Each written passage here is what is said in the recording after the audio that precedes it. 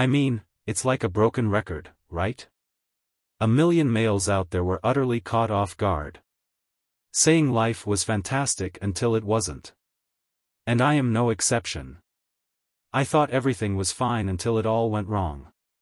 I'm Blake Ramsey. At 31, life seemed pleasant and satisfying. Things were going well.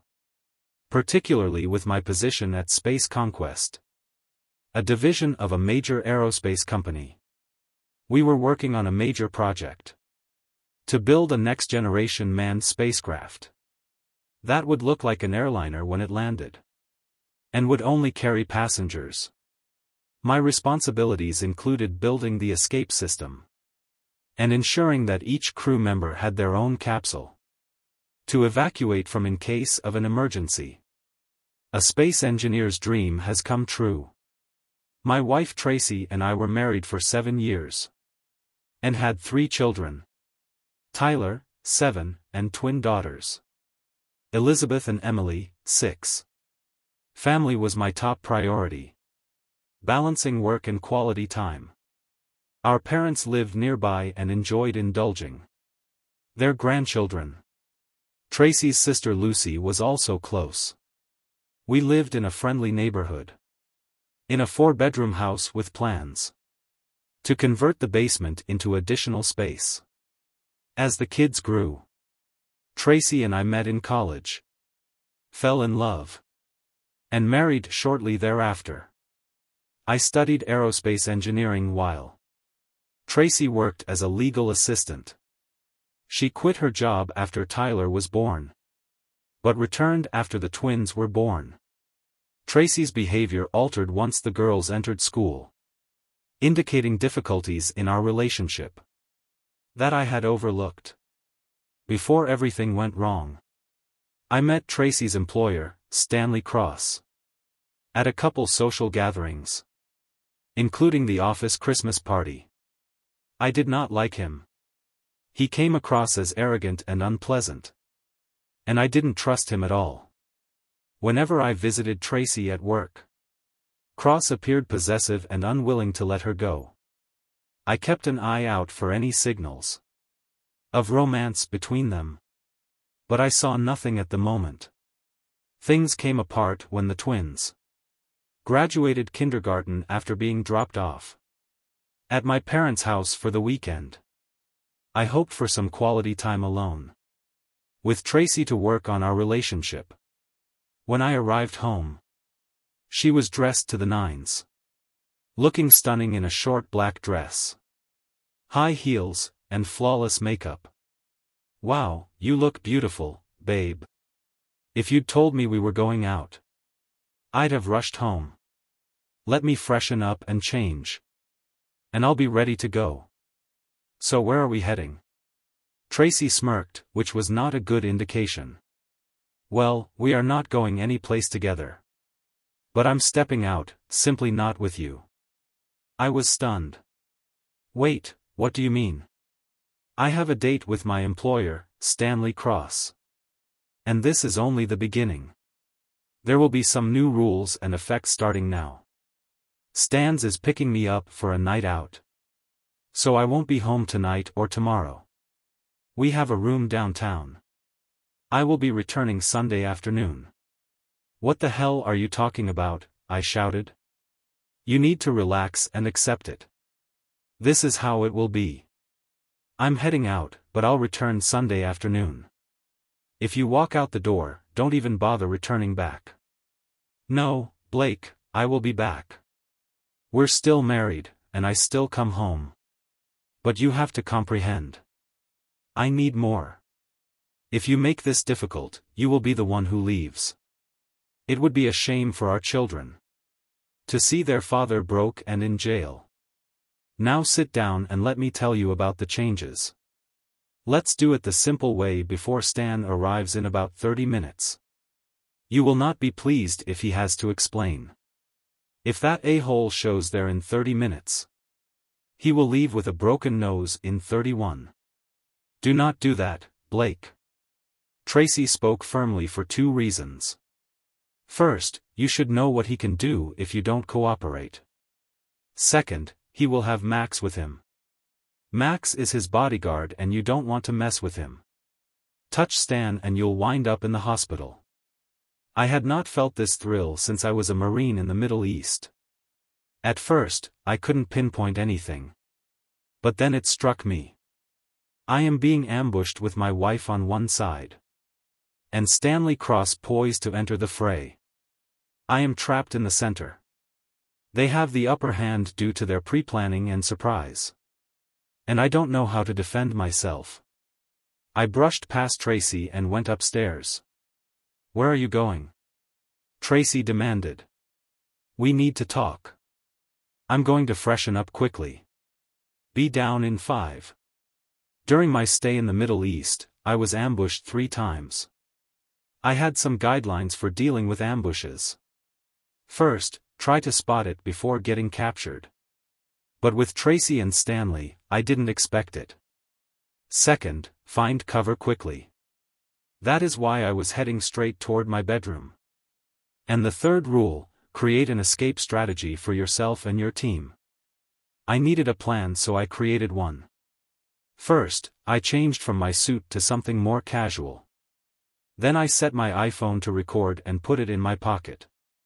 Next, I went to my wardrobe and searched through my old Foot Locker.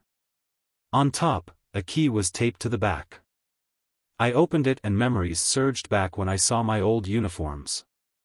I found I could still fit into them 5 years later. Under the uniforms, I discovered a stack of filing folders and a box containing my medals and prizes for service over 2 tours in the Middle East. I quickly glanced at the medals, but they weren't what I was looking for. I found what I was seeking for beneath them. My Marine Corps Beretta 9mm Betsy. It was stored in a cloth-lined plastic pouch with 2 bullet clips. Technically, I wasn't intended to have my pistol.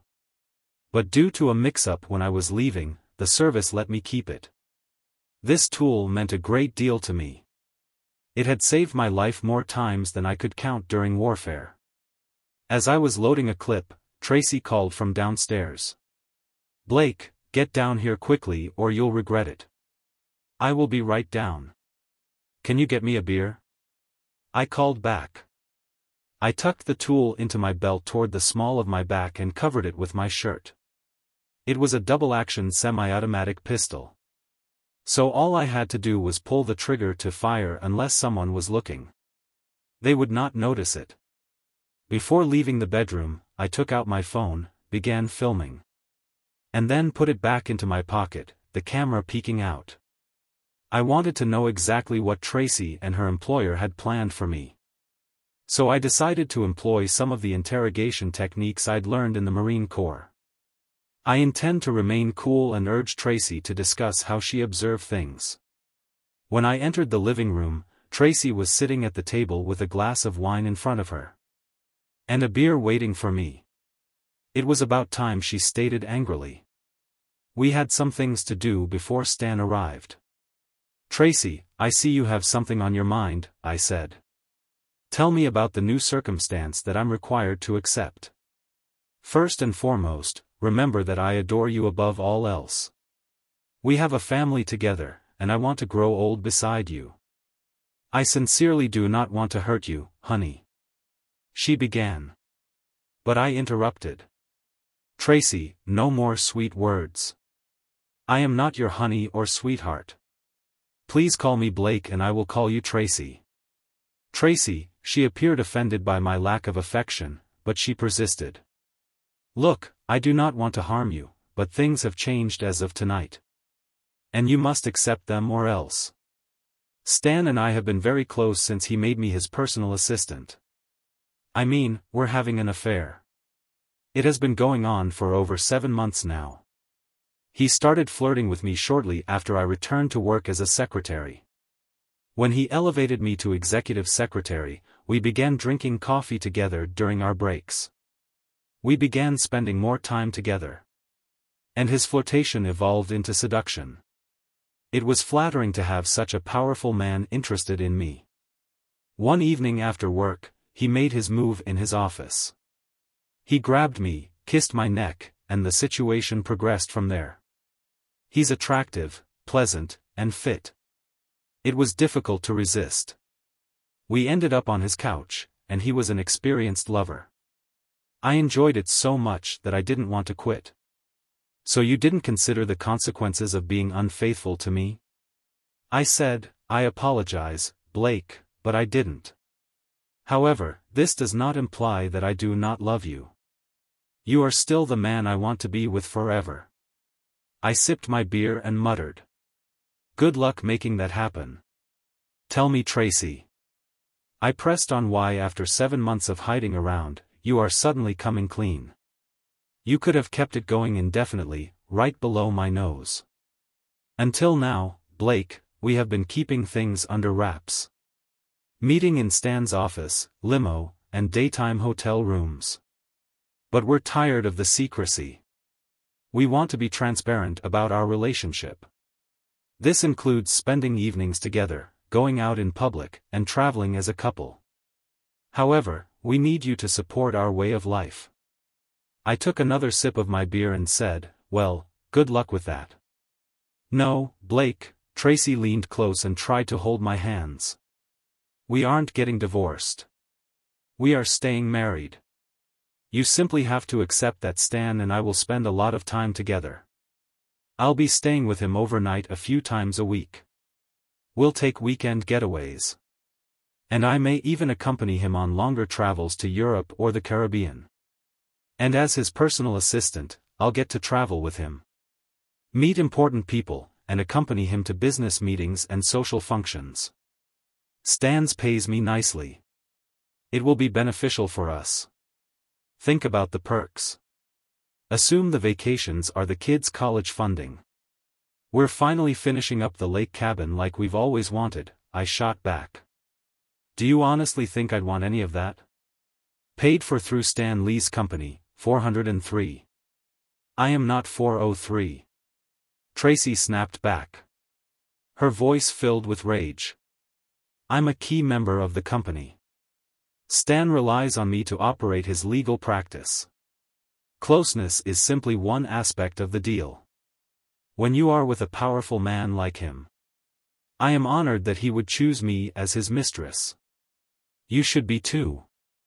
And let's be honest, this fling is unlikely to last forever.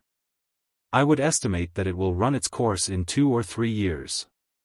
Then everything will return to its previous state. I'll be your loving wife again. And I'll enjoy our family for the next 50 years.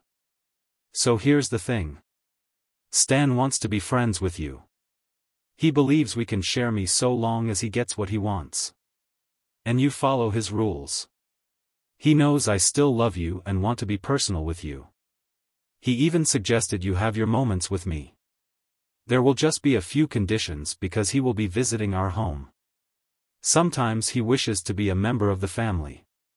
Maybe even like an uncle to our children. Internally, I was boiling with rage. But I maintained my cool externally. Vowing that a-hole would never look at or speak to my children. Ever. I get it. Then it hit me. Why does that a-hole want to be engaged with my family? Doesn't he have his own Stans married to a younger woman from a wealthy family? Tracy revealed that their marriage is primarily about convenience. Unfortunately, she cannot have children. Perhaps he should adopt and remain out of other people's lives. I explained that Stan wants his own children. Particularly a son to carry on his legacy. Tracy said that he would also settle for a daughter. Ideally, he wants one of each. Why isn't that a-hole using a surrogate? Then he could have as many kids as he wanted. I suggested he think about it, but he's concerned he won't be a good father. He wants any child. He needs to grow up in a caring family. Tracy explained. Tracy then looked down. God, here we go. I said. Tracy's purpose is to make you feel even more furious. Hit me. Then it struck me. He wants to make you pregnant, doesn't he? And then he wants me to raise his child. It would not be his child alone, Tracy insisted. It would be mine, too. And you'd enjoy it because you adore me. And the child's last name would be Cross. Stan would pay us a lot of money to raise his child. And cover all of their bills until they graduated from college. Crap. Are you already expecting? I blurted out. No, she responded. However, he wants me to quit taking the medication in a few months. I told him that I wanted you to agree to our new arrangement first. Just when I thought things couldn't get worse. I whispered to myself once more. I made it plain. Good luck with it. Tracy was angry. Stop saying it. She snapped. Blake, I know you're not on board right now. But maybe you'll come around. Her words struck me hard as I rose to confront her. The doorbell rang. Tracy hastened to respond, inviting her employer in. As he went in, he grabbed her waist and kissed her. This keeps getting better. I murmured to myself. How did he respond? Cross inquired of Tracy. Not good. You might need to spell out the consequences if he doesn't cooperate, she said. I overheard him say. Then we'll proceed to plan B. Shock and awe. Stan was a huge man, taller and heavier than me at 511. I couldn't understand what Tracy saw in him. Perhaps his long, graying hair gave him a distinguished appearance. He appeared confident in his black suit and had a strong presence. He stepped right close to me and invaded my personal space. Mr. Ramsey, we need to discuss, he explained. Talk.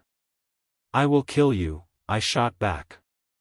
You could try, but my driver will definitely stop you before you get too far. By nightfall, you would be in jail, so sit down. He placed an order. I looked out the door and saw a large man waiting on my doorway. I was not afraid, but I wanted to hear him out, so I grudgingly sat down. Good. Now we can chat like adults. Your wife's appointment as my personal assistant came with certain additional responsibilities. Yes, I am talking about proximity. I've been with your wife for 6 months now, but we're weary of sneaking around. You and Tracy will have a new arrangement as my assistants. She will take care of my professional and personal demands. Mr. Ramsey, you will still be Tracy's spouse. Your position as a father will not change, except one item. I'll be looking after Tracy's requirements. Most of the time, this will occur at a hotel or my business. But sometimes, while you're not present, we may use your bed, your hole. Why should I put up with this? I'd rather divorce her for infidelity, I spit back. Mr. Ramsey, that type of discourse will not help. Remember who I am. I'm a prominent lawyer at the city's top legal firm. If you try to divorce her, you will have to pay. And not only in court, we will steal everything from you. Make sure you pay alimony and child support while she is still with me. Your sons and daughters. You won't see them often if at all. You will be charged with a child-related offense. Go to jail and you'll lose custody forever. You've lost your job, your family and friends. They will turn their back on you. I sat there in shock, speechless.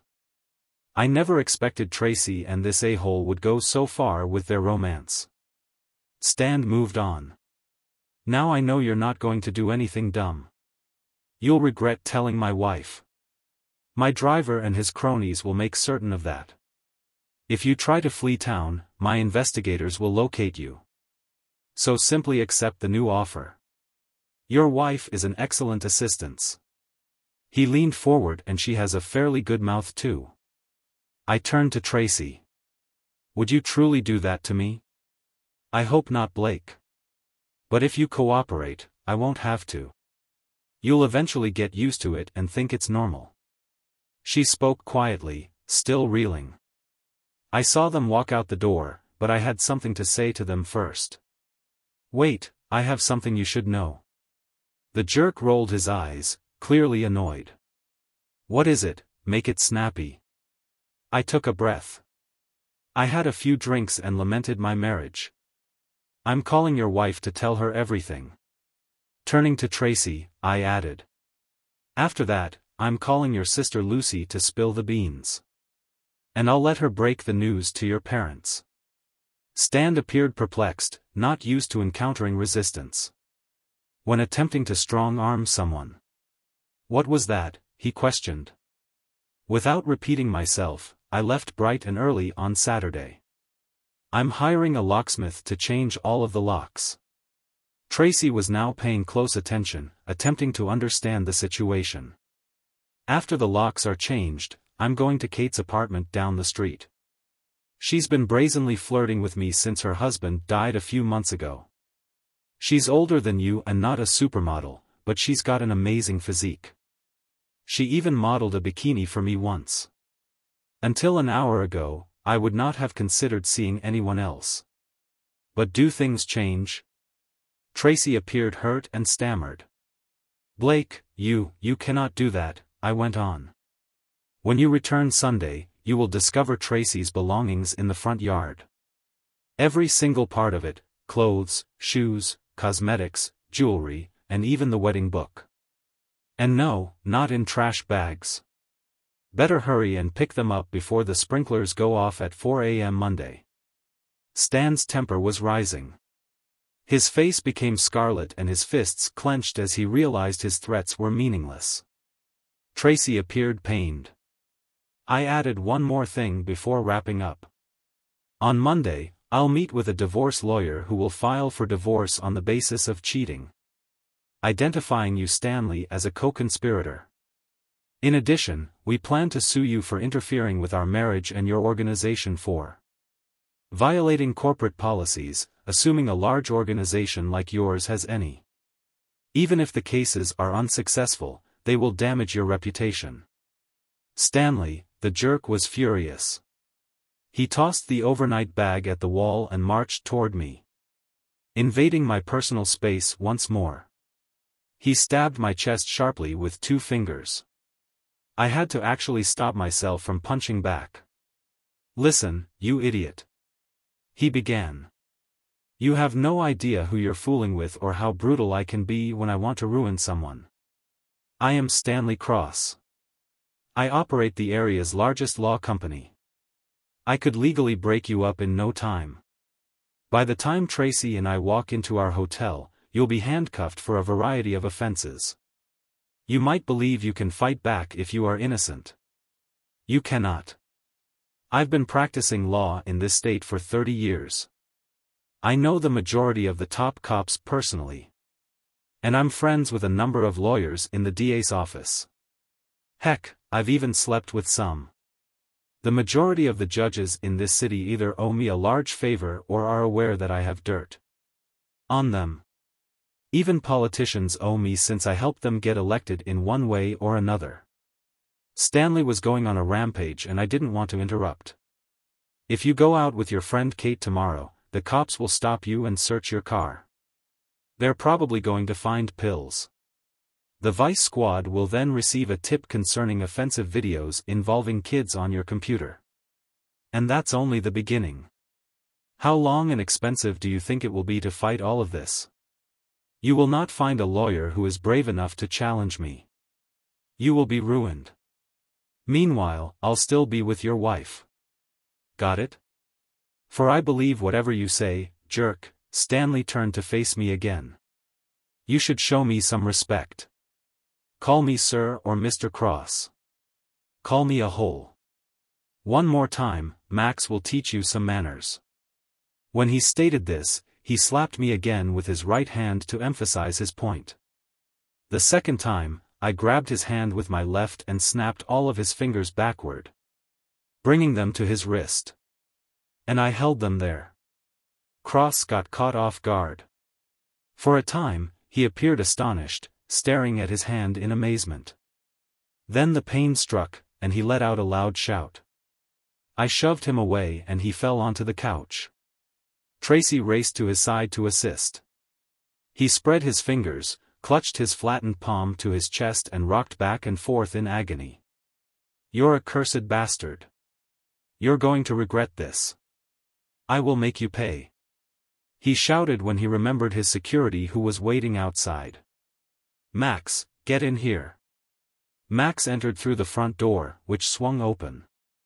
He was enormous, resembling a tough guy from an old 1940s film, exuding strength. "Yes, Mr. Cross." Max acknowledged. Cross motioned to me with his unharmed hand and issued a command. "Take care of him, Max." "Yes, Mr. Cross." Max responded by strolling across the living room toward me. Tracy tried to object, but Cross shrugged it away. When Tracy stated that Cross would be bringing his bodyguard, I expected this type of encounter. I was aware that I would encounter some tough treatment. This was going to be difficult, though. Few people are aware that I was a prisoner of war. It barely lasted 17 days, but it was enough to win me the Prisoner of War medal. During my captivity, I was the only American they could get their hands on. And they turned their wrath on me. But I did learn something. I can withstand offense. The actual torture was hanging from a beam in my cell. My arms were dragged painfully tight behind me. The suffering was awful and unending, so in comparison, taking a beating was easy. I stood firm, providing no opposition as Max swung his enormous hand. His hit landed squarely on my nose, sending me falling into the coffee table. Max was dazed and plainly damaged. And I could see him hesitating about continuing. He looked across for guidance. "Hurt him, Max, hurt him severely." Cross ordering occurs. Max grabbed me by the hair, lifted me up, and delivered another blow. This time it was in my left eye. I collapsed again, my vision blurring as I realized I couldn't go much further without losing consciousness. I said something to Max, "You hit like a chick." His pride has been bruised. Max gripped my hair again, ready for another strike. However, when I shot him in the foot, he was caught off guard. This stunned everyone in the room. Max recoiled in horror, stumbling backward till he fell into my favorite leather chair. Meanwhile, I collapsed to the ground as Max groped for his own tool. I warned him. "Do not do it, Max." When he disregarded my warning and grabbed for his tool, I fired again. He dropped his instrument, screaming in agony. I crept over, disarmed him and asked, "How many men have you killed, Max?" He felt the heat against his temple. Max shook his head, indicating that he had never removed someone. I told him that I'd killed 27 men, all soldiers fighting for their convictions. Then I asked, "How much respect do you think I have for you?" Max shook his head side to side once more. "That's correct, Max." "None," I said. "So there isn't much reason why I shouldn't offer you something, is there?" Max pleaded. "I have a family," I replied. "Well, Max, I have a family too, and you didn't appear to care about mine. Perhaps your family would be better off if you left, please." I noticed he begging while looking over Max's shoulder. "I shot you right in the shoulder, join Max. You'll bleed out if I don't get you to a doctor within an hour or so. But do not worry. These orthopedic doctors can fix anything with their plastic and ceramic replacement bones. You might need to learn to use your left hand for certain tasks, such as eating, writing, or shooting. However, you will most likely experience mobility limitations with that arm for the rest of your life. And if you ever feel agony in that arm again, remember me. And if I ever see you again, I'll presume you're trying to hurt me. I will not hesitate to complete. Have you got it?" Max nodded in understanding. I pushed his shoulder forward to examine the wound. "Max Winston, pain." "Damn, Max," I mourned. "The bullet went straight through your shoulder. And my favorite chair. You're bleeding all over it. I'm not sure if I can clean it up or mend the hole. If I have to replace the chair, I will be even more upset than I am now. Playing with Max for so long was a mistake. Leaving an adversary behind me was a greater deal. Tracy's warning brought me back to reality. "Blake, be careful." I turned just in time to see Cross hurl a fireplace poker at my head. Luckily, my arm blocked the majority of the hit. But it shattered my forearm and knocked my tool away. Cross lunged for it, but I punched him squarely in the groin.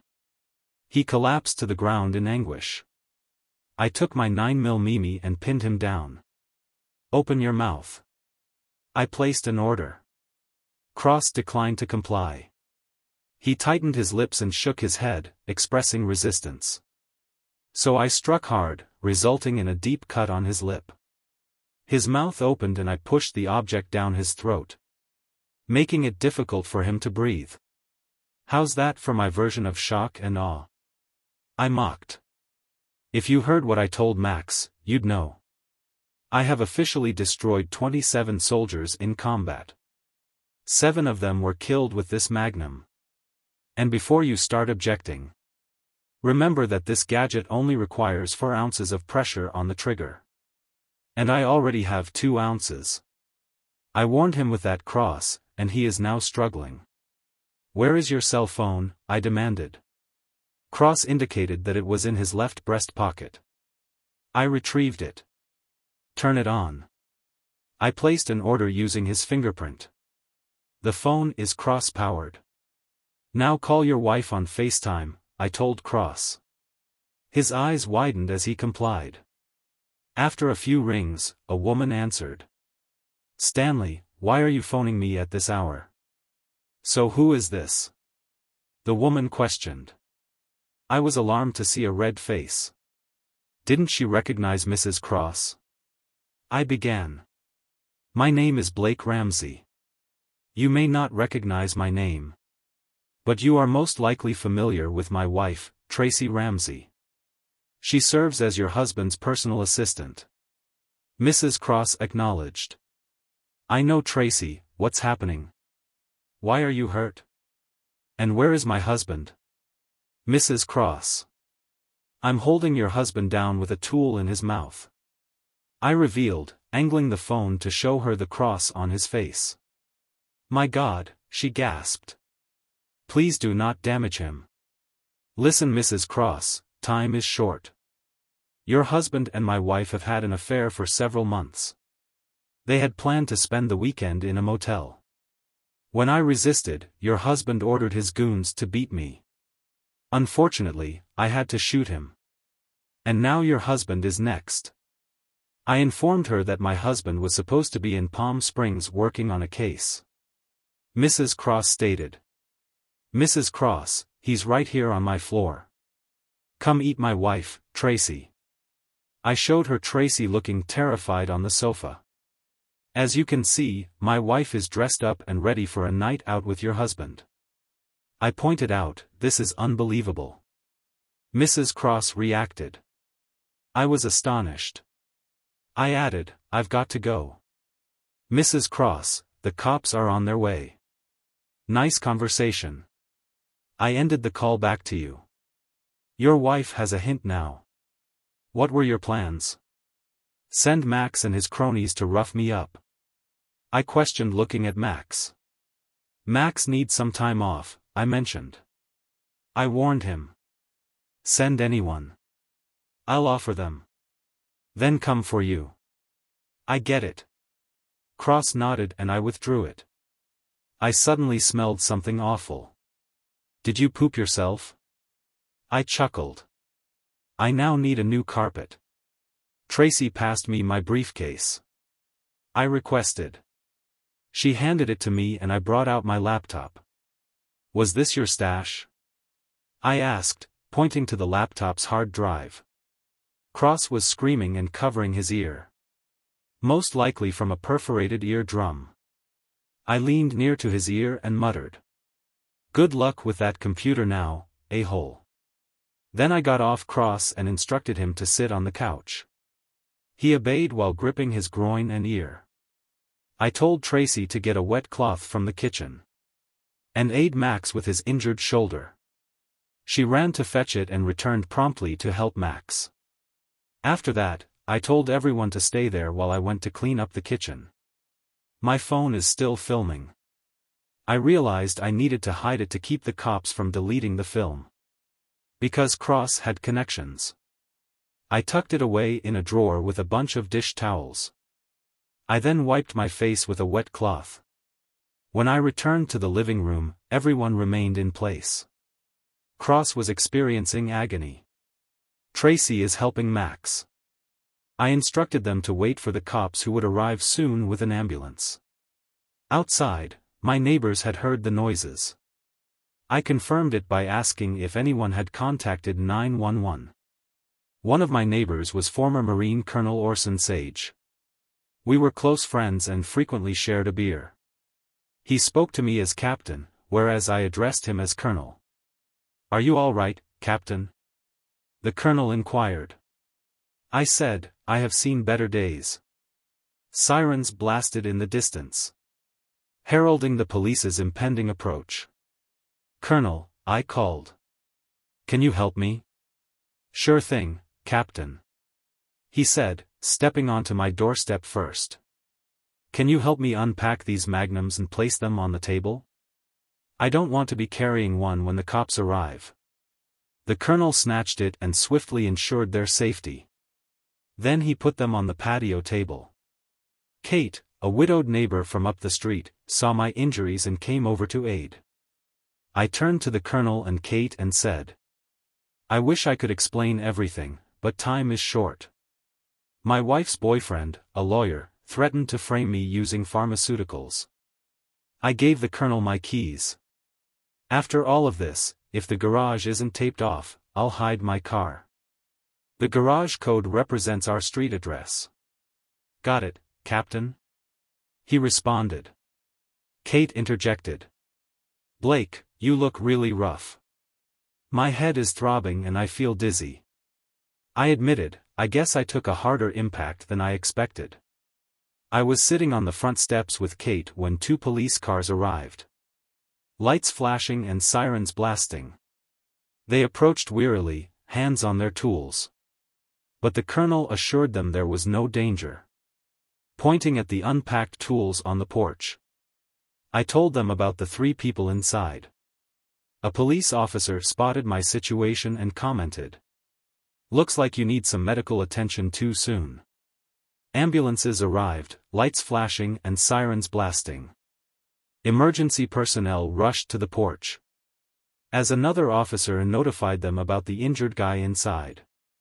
As my disorientation intensified, Kate advised me to lie down while an EMT examined my face. I discussed my possible broken forearm. Later, in a blur, I noticed Max being brought out on a stretcher, and Cross being assisted into an ambulance.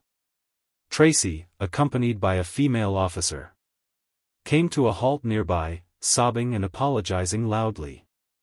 But I rejected her, telling her, "Go to hell, Tracy." Before she was carried away, I either passed out or obtained pain relief, staying unconscious for 3 days. When I awoke, a nurse named Rose greeted me warmly. I am alone in the room. I inspected my injuries, which included a cast on my right forearm and gauze, and tape covering my left eye and nose. Aside from that, I appeared fine, connected to various machines. Dr. York kept me sedated for a probable minor concussion, allowing me to sleep until the morning.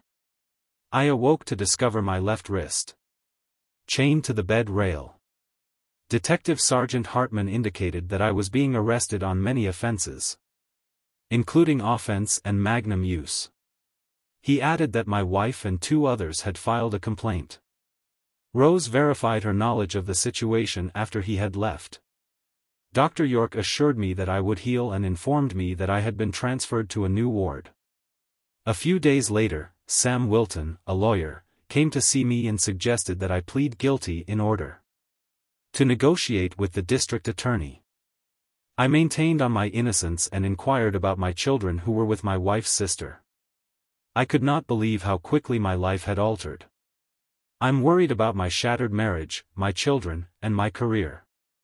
I gave Sam my company's contact information and asked him to alert my employer about the problem. After examining the charges against me, I inquired about the spousal offense charge indicated by Detective Sergeant Hartman.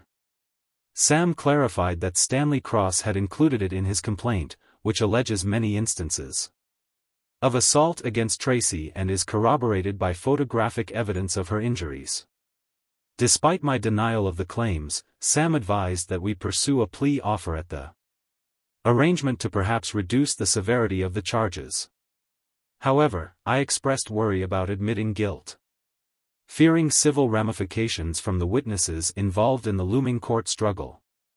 I asked Sam to contact my uncle, Jonathan Allen Carter, a retired Navy lawyer known for his skill in family law.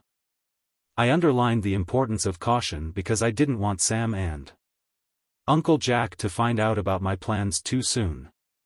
It was decided that he would offer legal aid. Sam informed me that Uncle Jack stressed the significance of keeping confidentiality about the case. Specifics. During the hospital TV arrangement, I pleaded not guilty to all charges. Despite the prosecution's request for no bail, the court decided to put me in the hospital for 2 more days before conducting a hearing to determine if I would stand trial. Uncle Jack visited me the day before I went to jail. He was now legally my lawyer and could pay me a visit. Seeing him was a tremendous relief. I hugged him, feeling emotional. I hadn't understood how much help I needed until then. After catching up, Uncle Jack became serious. He wanted to speak with me alone and fill me in on certain information. He had spoken briefly with Lucy and told me that the kids were fine with her till things settled. Lucy was perplexed by Tracy's account of events and pleased that Uncle Jack was there for me. Uncle Jack then inquired as to how I had gotten into this mess. I told him everything that happened. He found it unbelievable. I also informed him about the other story. Stanley Cross, Max Angel and Tracy had devised a plan following my detention. In quiet tones, I told Uncle Jack that I had everything on camera with my iPhone hidden at home. He didn't exhibit any emotion. I was relieved knowing there might be proof to back up my story. Uncle Jack pledged to help me during this experience. He suggested my primary focus should be on recovery while he worked on my case and investigated bail options. I agreed and asked him to keep an eye on my children. He pledged to stay in touch with Lucy. After leaving the hospital, I was hauled to jail. Uncle Jack remained silent for 3 days. Finally, I appeared before a judge with Uncle Jack there. He battled for my bail, but I was ultimately placed under house arrest. Uncle Jack had arranged for me to remain in a gated neighborhood with him. However, I was unable to leave the area. Uncle Jack had ideas in the works, but he kept most of them a secret until they were carried out. He hired private detectives to assist him and assigned them to work on different leads. Retrieving my phone from my kitchen drawer was difficult because the restraining order prevented me from entering my home. Uncle Jack declined to break in, hoping that a solution would emerge. In the interim, he set up a new cell phone account for both of us to communicate. I contacted my neighbor, the Colonel, to give him an update on my predicament. He informed me about activity at my house. Uncle Jack proposed that the Colonel come over for drinks and barbecued steaks to discuss more. The Colonel described an incident he witnessed shortly after the altercation. He saw someone near my garage, contacted 911 and confronted them with an aluminum bat. Despite the threats, they departed in a black SUV. Their faces were recorded in a photograph. Shortly after Tracy arrived home, the Colonel noticed her speaking with men near the garage. Noting the SUV's license plate, Uncle Jack looked into the license plate that was linked to Unique Services, a private investigation agency controlled by Jose Gonzalez and Miguel Ortega, both of whom had questionable law enforcement credentials. Stanley Cross's law practice provided notable and distinctive services among its clientele. It got vital for me to retrieve my cell phone from my kitchen. Uncle Jack planned a plan to meet with Tracy at 6 p.m. under the guise of mediation, accompanied by her lawyer's associate. Tracy embraced Uncle Jack cordially as he arrived, and Gordon Merritt from Cross's law office joined them. Following introductions, everyone gathered in the family room to discuss problems. Uncle Jack expressed regret and questioned my account of events while we were both recording the talk. He went on to describe my accusation that Tracy and Mr. Cross were having an affair, as well as how angry I was when I saw them together. Mr. Merritt interrupted, implying that the evidence was stacked against me. Uncle Jack then suggested that Mr. Merritt testify that I may not have been in the proper frame of mind during the incident. Given that I thought Mr. Cross was taking Tracy away, he emphasized my previous positive behavior as a husband and father. After thinking about it, Mr. Merritt suggested that they consider such a proposal. If I plead guilty to the charges against me, Uncle Jack inquired. Are you suggesting all of the charges, or are there any chances of some being reduced or dropped? I'll need to speak with Mr. Cross. He wields considerable power in the district attorney's office. Perhaps we can find a method to make this go away. It's not just for Mr. Ramsey's sake. Getting embroiled in a high-profile legal problem isn't good for Mr. Cross either. It harmed his reputation and business. That's all I have to say, Tracy. Thank you for meeting with me. Blake wants you to inform the kids that he misses and loves them. Tracy appeared moved, and her eyes welled up with tears before Uncle Jack turned off his recorder. He added, if I can prove Blake's story, you could face charges such as perjury and obstruction of justice, both of which carry jail time. Just as Gordon Merritt was about to speak, Uncle Jack turned to face him. And you, counselor, if I can prove that you knew your client and Mr. Cross were lying, you could face legal penalties. Before you answer, talk about it with each other. Uncle Jack grabbed his recorder and stood up while you spoke. Mind if I get some water? No, go ahead, Uncle Jack. The kitchen is that way. Tracy motioned toward the dining room entrance. Ice water is available in the kitchen refrigerator. Uncle Jack made sure he couldn't be spotted. Then I found my iPhone in a drawer near the sink. After pocketing it, he poured himself some cold water from the refrigerator. After a few minutes, he returned to the family room. Tracy, do you have anything to add before I go? Tracy looked anxiously at Gordon Merritt, who spoke out for her. We have nothing else to add at this time, Mr. Carter, and will keep you updated on any modifications to Mr. Ramsey's accusations. And we anticipate your help if you wish to resolve this issue. Uncle Jack concluded that was fair enough. Thank you for meeting with me, Tracy. Mr. Merritt, I will see you in court. Uncle Jack did not bring his iPhone to the townhouse. Instead, he arranged for Digital Analysis Solutions, DHS, to investigate its contents. He informed the DHS director on the case's background and the significance of the video-audio recording to my defense.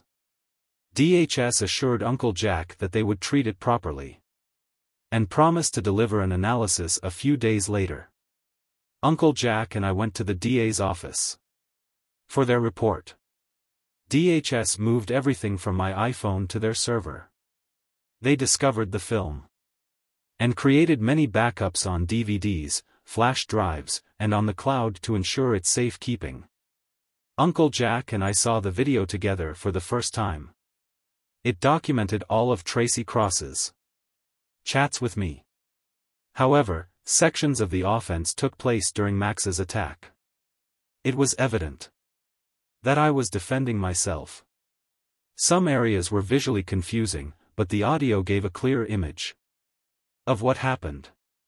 Fortunately, it also showed Max pulling out his magnum against me. We believe the meeting was over, but the DHS director revealed that my phone included more than just images, contacts, emails, and texts. There were 97 new emails and 64 SMS messages that I hadn't seen. DHS examined them without opening them, and the majority were legitimate from friends and relatives, but one was suspicious, containing 27 images of children. If I had opened it, those photos would have ended up on my phone after I destroyed my PC. I told Cross he couldn't plant such pictures there, so he attempted it on my phone. Uncle Jack and I thanked DHS for their assistance and left my phone with them. We took copies of the video home. Later, Uncle Jack became thoughtful. "What is on your mind, Uncle Jack?" I asked. He said, "I'm thinking about our next move. We could show this to the district attorney now and most likely get the charges against you dropped. Plus Cross, Max and Tracy may face some heat, but if Cross has the pull, we believe the whole thing will vanish. What are our alternative options?" I wondered introspectively. Uncle Jack replied, "We could wait till the hearing. The prosecutor would most likely call all of the conspirators to testify. After which we could present our case. The prosecutor would have to pursue them for conspiracy, lying on oath, and other offenses. They'd be looking at some real jail time, and I'd have a chance to get my kids back." I reflected. "So what is your call? We could end this fast or drag them through a protracted trial implicating them all in a grand plot," he said. "I'm all in on pulling them down." I decided without hesitation. I was hoping Blake would say that. I've always wanted to expose them publicly and defeat them in court. Uncle Jack admitted, just like Perry Mason, it amused me that even a seasoned lawyer like Uncle Jack had some whimsical goals. We waited for the hearings which were planned for 3 weeks, while Uncle Jack assiduously prepared his case. He warned us not to expose our trump card, the video, too soon in order to avoid the prosecution from suppressing it. So we kept it quiet until a week before the hearing. Uncle Jack returned to San Francisco for other obligations. During his absence, I received a call from the gatehouse guard alerting me that Tracy Ramsey had claimed to be my wife after visiting Uncle Jack, who encouraged me to stay calm and respectful. As I waited for Tracy, I invited her in despite my awareness of her toxic nature. I cleaned up the townhouse, then greeted Tracy at the door. Despite my worries, I couldn't help but admire her effort and appearance in a chic suit with modest makeup. "Come in, Tracy," I welcomed. "You look great." "Thanks, Blake," she replied. "You appear quite fit and handsome. I've been using the exercise facility here on a regular basis," I explained. "And I've been watching what I eat. Generally focusing on fruits and vegetables and avoiding junk," I continued. "Please have a seat on the sofa. May I get you a glass of white wine?" I was attempting to be welcoming. When we returned from the kitchen with our beverages, I took a few sips before asking why she wanted to meet. "Despite everything, Blake, I still love you as much," she confessed. "I never expected things to get this bad." I said, "I know what you wanted. You wanted me to accept Cross's lifestyle. It appeared easy enough. You could have been the cold. I could have had fun with Cross," she explained. "We might have made a lot of money and ultimately everything would have returned to normal. I spoiled your plans," I replied sarcastically. Actually, the plans were more of Cross's doing.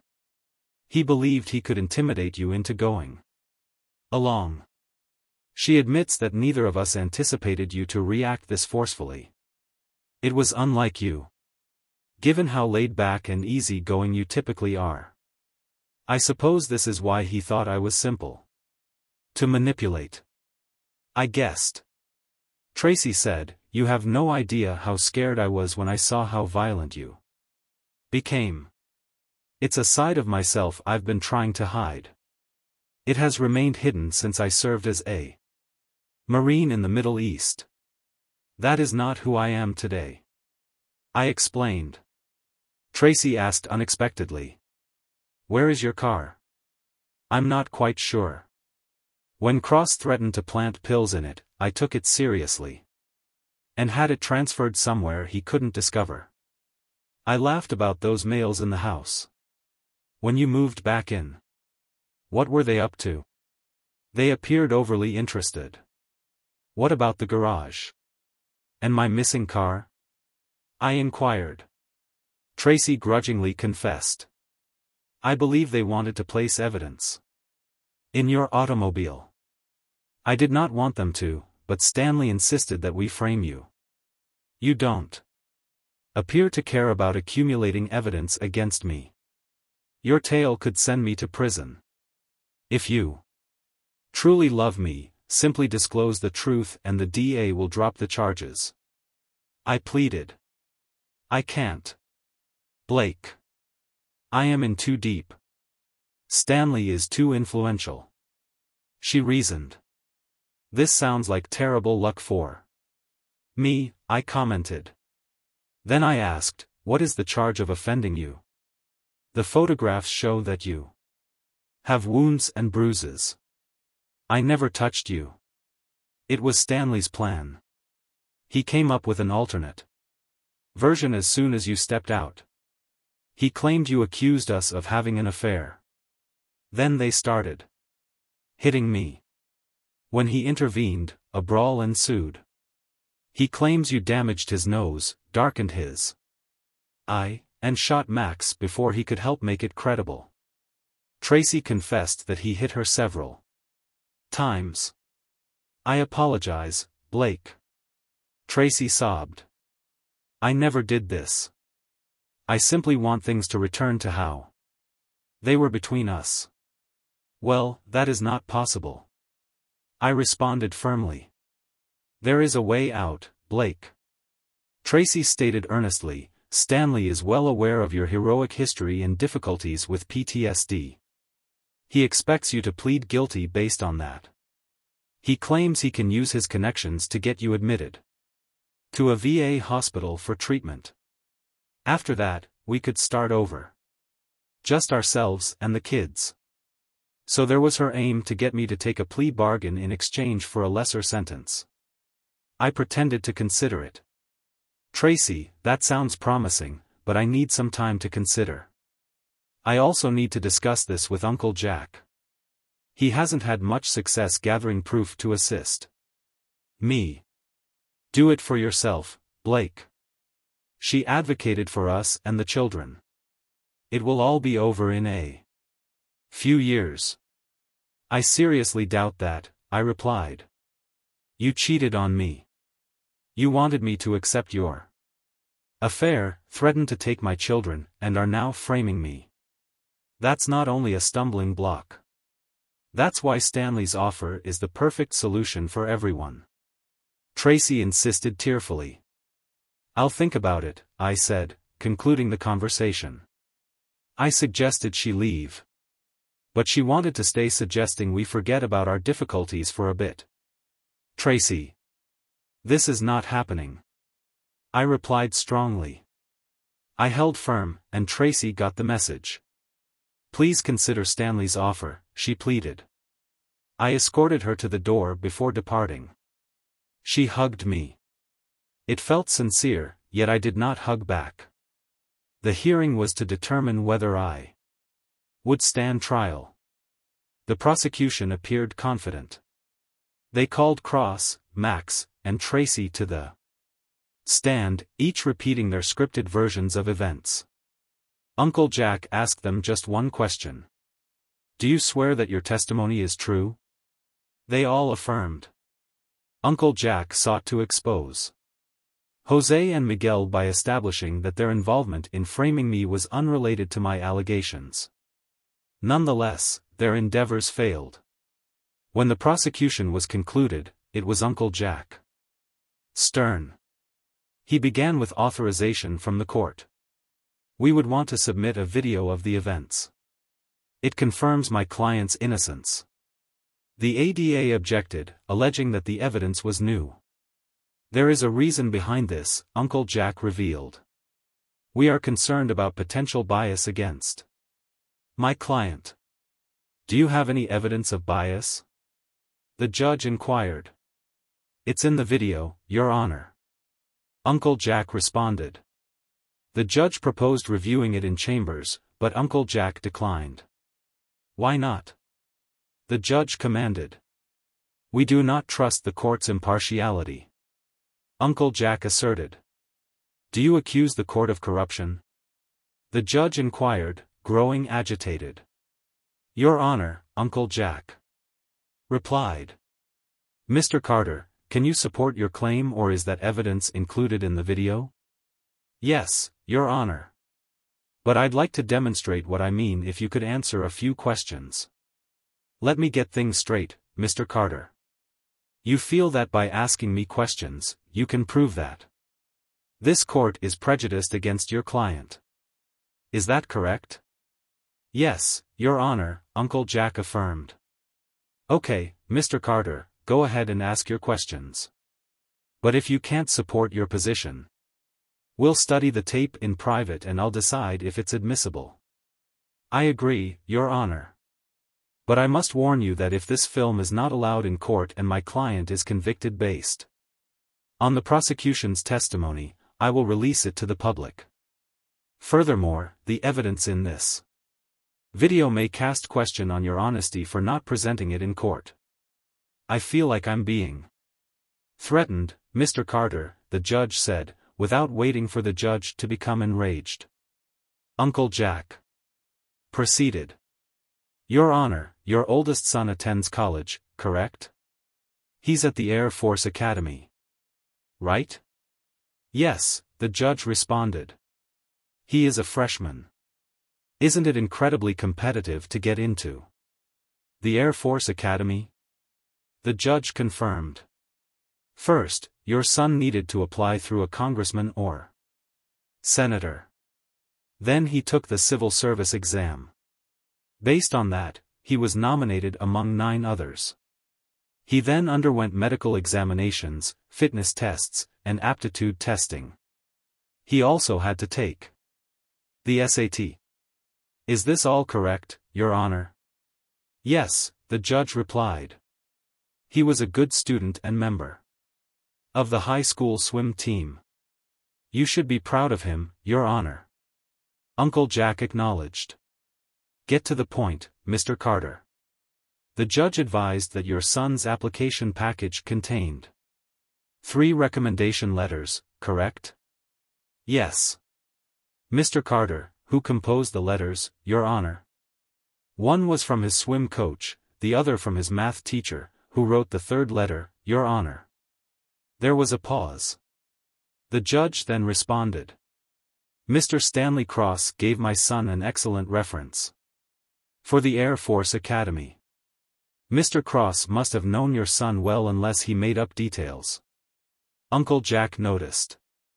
During the summers of high school, my son interned in Mr. Cross's office. He wants to be a lawyer. The judge explained. So Mr. Cross is more of a professional acquaintance than a family buddy. Uncle Jack clarified. He is an acquaintance and colleague in some of the legal associations I belong to. The judge clarified. Now, Your Honor, you may understand why the defense perceives your impartiality differently. Uncle Jack concluded, you have questioned my integrity, Counselor, while any link with Mr. Cross would have no bearing on my decisions. You've made it a matter of perception, the judge said. After a little pause, the judge looked up and spoke. Play the video. Counselor. Uncle Jack signaled for the lights to dim and the screens to descend. He turned to me and murmured, "Here we go, Blake." Before the video began in court, the atmosphere strained as Cross revealed his law enforcement ties, stunning the prosecution and leading an assistant ADA to cry. Uncle Jack displayed a video of Cross, Max and Tracy, who tried to flee but were apprehended by the judge. After the first video, Uncle Jack instantly played a second one, taking everyone off surprise. And displaying Tracy's unintentional admission, which was filmed on my hidden iPhone. This resulted in a recess and the ADA reviewed the new evidence. When the court reconvened, 3 prosecution witnesses were conspicuously absent. Instead of a substitute district attorney, the county's current district attorney was present. He took no time in addressing the court. Firstly, he stated that all charges against Mr. Ramsey had been dismissed. We believe he used self-defense against Mr. Cross and Mr. Angel. It was forceful, but it was deserved. Second, my office has filed arrest warrants for Mr. Stanley Cross, Mr. Max Angel, and Mrs. Blake Ramsey for a variety of charges, including conspiracy, perjury, making false statements, and obstruction of justice. Furthermore, Mr. Cross's attempted planting of false evidence against Mr. Ramsey has been discovered, with Mr. Angel and Mrs. Ramsey's involvement noted. We are also in the process of apprehending 2 people implicated in these attempts.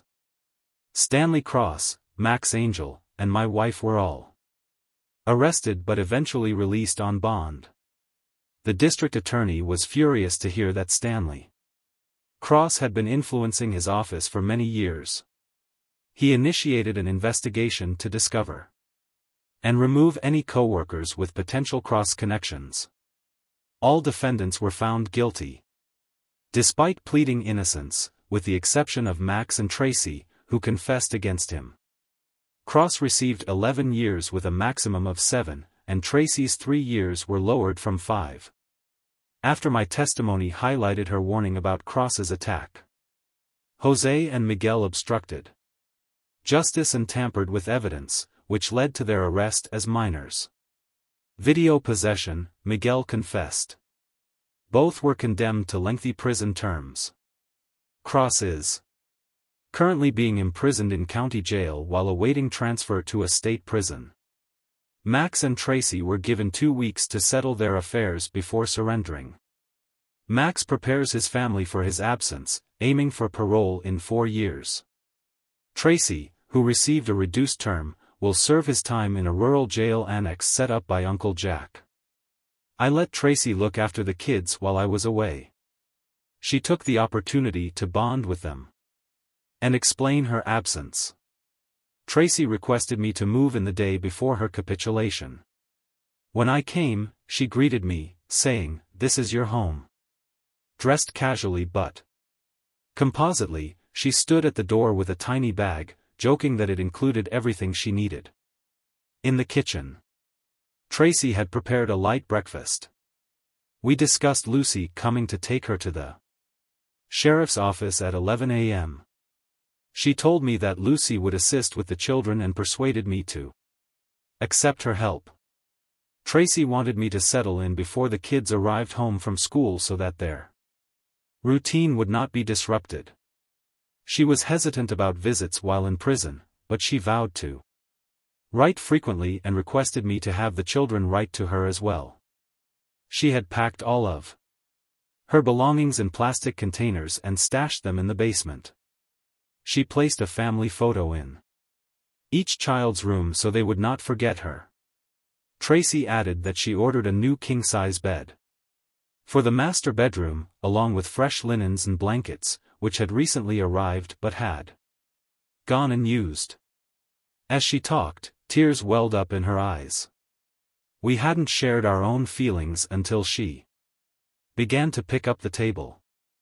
I told her to wait and suggested we go to the family room with our coffees. She glanced at her watch and knew she didn't have much time left. Tracy appeared really apologetic. She reminded me of the woman I married, not the one inspired by Stanley Cross Blake. She began, "I cannot convey how sorry I am for what I did and how I treated you. You were an incredible husband, parent, and provider. You were my best friend and an excellent companion. I forgot that till now. I accept full responsibility for my conduct. Despite Stanley Cross's influence, I made the wrong decisions. I am so ashamed. It's hard to face you right now, not just for you, but for our families, friends, and especially the kids. Part of me is relieved to be going somewhere. I won't have to face you or see your disappointment. I know you won't forget, but I hope with time it'll fade and you'll forgive me. That's what I'm holding on to now." Tracy finished speaking and wiped her tears before standing in front of me to ask if I wanted more coffee. I grabbed her into a close hug. She cried and we held each other until she relaxed. When Tracy heard Lucy's car honk, she knew she had to leave.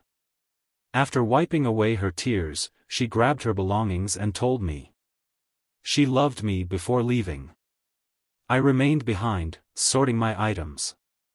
A few hours later, Lucy called to express her support. I welcomed her company, knowing we needed to talk about raising my children together. Living without their mother, I assumed the role of a single father, ensuring Tyler, Beth, and Emily were safe. Lucy was a great assistance. We waited about a month after taking on the role of mother to pay Tracy a visit. Lucy went first with the kids and returned excited to see Tracy. Lucy described a comfortable visiting space within the prison which alleviated our concerns. Tracy was 3 months into her sentence when I paid her a visit. She seemed upbeat, particularly among the children. However, she still felt deeply regret. During a visit, Tracy's buddy Candy introduced herself.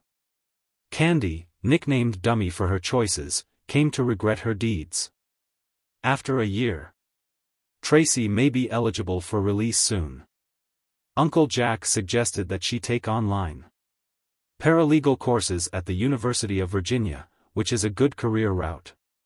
Tracy consented and enrolled, citing her legal background. Meanwhile, Lucy and I worked to locate Tracy a place to live. After she got out, we located a little 2-bedroom home with a carport near the courtroom and law offices in the city.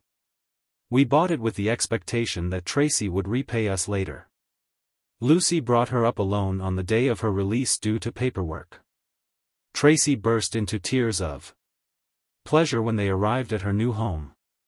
Her family and mine were present to welcome her, as were Uncle Jack and his wife. The children gave her a tour of the house and prepared her dinner. On the balcony, Tracy expressed her gratitude to everyone for welcoming her, despite the fact that her previous uncle assisted her in setting up job interviews with several law companies for which she was grateful. After Tracy settled down and began working at the law business that Uncle Jack recommended, she invited me over to dinner. She prepared my favorite supper, meatloaf with potatoes and peas. During supper, we avoided discussing the past and instead focused on other things such as the kids' work and the weather. After supper, we proceeded to the family room where Tracy was playing soothing background music from the music channel on the television. "I invited you over tonight, Blake," she began, "because I wanted to speak about us, or rather you and I. What do you believe will happen to us? I'm unsure what the future holds." I said, "I don't have a crystal ball either, Tracy. But this is what I believe is most likely. We'll keep raising our kids as a team. They need you as much as they do me. Having you back home has lightened my load quite a little. I now have some free time that I didn't have before, and I'm sure you'll love having some alone time without the kids. In contrast to you, I've had a relatively active social life, nothing overly serious. But it's been good to go out to dinner or see a movie every now and then. I believe you will appreciate being more socially involved after you have established in. Do you ever want to be with me again, permanently? Tracy inquired whether you meant getting married again. No, I replied. I've been through too much to consider marrying you again, but I've moved on from what happened and I'm looking forward to always being friends with no romantic attachment, but that's as near as we'll ever get. Tracy looked down, tears welling in her eyes. I didn't think so, but I needed to inquire. I believe in the coming years, I will become more social and may even begin dating more seriously. I added.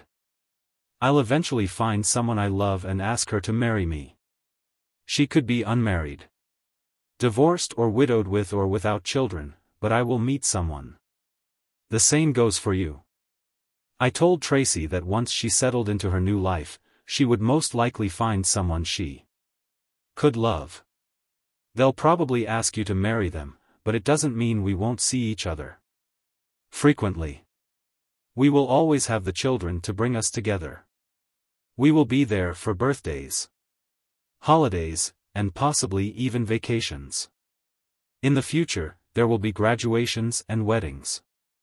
That's all we can aspire for in terms of being together. It's definitely more than I deserve, Tracy said sadly, but I can accept that future. Before you depart, I want you to know how grateful I am for the way you've treated me since I returned home. She added, you could have easily shut me out and kept the kids away from me, but you didn't. That is not who you are. It only makes me feel worse about what I tried to do to you, I replied, as I opened the door to go. You may not have noticed, Tracy, but I have forgiven you. I harbor no grudges against you, and I hope that you will be able to forgive yourself with time, perhaps eventually, but not anytime soon. Tracy replied. We hugged each other and held on for several minutes without saying anything. Then I let go. I stepped outside into the fresh air, located my car, and drove home without saying anything else. What are your opinions about this story? Please let me know in the comments below. Now for the following story. Please enjoy. I discovered my wife's infidelity in July and I've been living in a personal hell ever since. It was completely unexpected. I would have never suspected it. Initially, I could not believe she was capable of betrayal. For nearly 8 years, our marriage had been a source of great joy for me. Renowned psychiatrist Elizabeth Kubler-Ross famously argued that people confronting death or another traumatic event go through 5 emotional stages: denial, anger, bargaining, depression, and acceptance. I remembered this framework from a psychology lecturer in college. Denial is the initial step, and I found myself completely immersed in it. If Sherry had been unfaithful, our marriage was almost certainly over, but I fought to accept the unpleasant fact.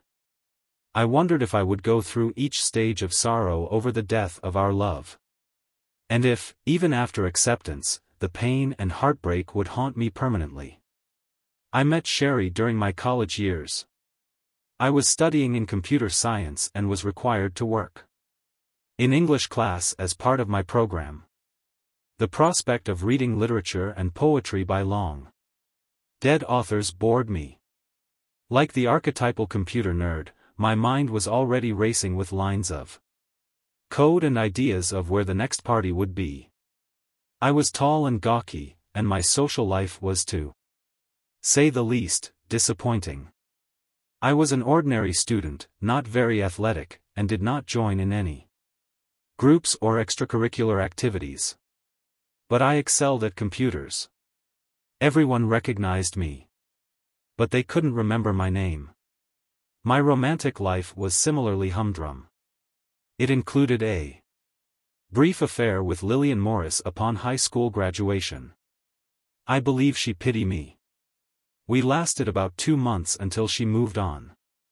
After Lillian, my fellow computer geeks and I would brag about our fictitious romantic escapades and speculate about the hot girl in class, knowing full well that it was all imagination. Then Sherry came along. She sat next to me, speaking English, and her deep hazel eyes captured me right away. During that first lesson, I was too focused on her eyes to notice anything else. But as she went, I had a peek of the entire bundle. Sherry had shoulder-length blonde hair with a tiny curl, a lovely button nose, and lips that appeared to be smiling at all times. She was about 5'7", and while I'm not good at calculating bra sizes, I could see she filled out her shirt nicely. Her tight pants perfectly displayed her tone behind to me. She was perfect every day following that first meeting. I made it a point to sit beside her. After a month, she finally communicated with me. She commented on my calculus books and asked if I might tutor her. She explained that she was struggling with college algebra and needed to pass the class to graduate. I would have agreed to anything she requested. We started meeting in the library after class every Tuesday and Thursday. While I tried to remain attentive, sitting next to the most gorgeous female I had ever seen often reduced my mind to mush, yet something must have worked since Sherry received a B on her midterm exam. She was overjoyed when she found out her grade. She hopped up and down before giving me a happy hug. She kissed my cheek, and I thought my head was about to burst. I was in heaven. Then, completely out of character, I blurted out, "Do you want to see a movie on Friday?" "Sure." "What time?" She responded effortlessly. "Wait, what?" I stammered. I answered, "Yes, dummy." I don't think my feet touched the ground on the walk back to my dorm room. I spent the remainder of the week in a delightful daze, even going to the store to get a new pair of Dockers and a polo shirt for the occasion. My nerd buddies mocked me mercilessly, but I accepted it all with a smile.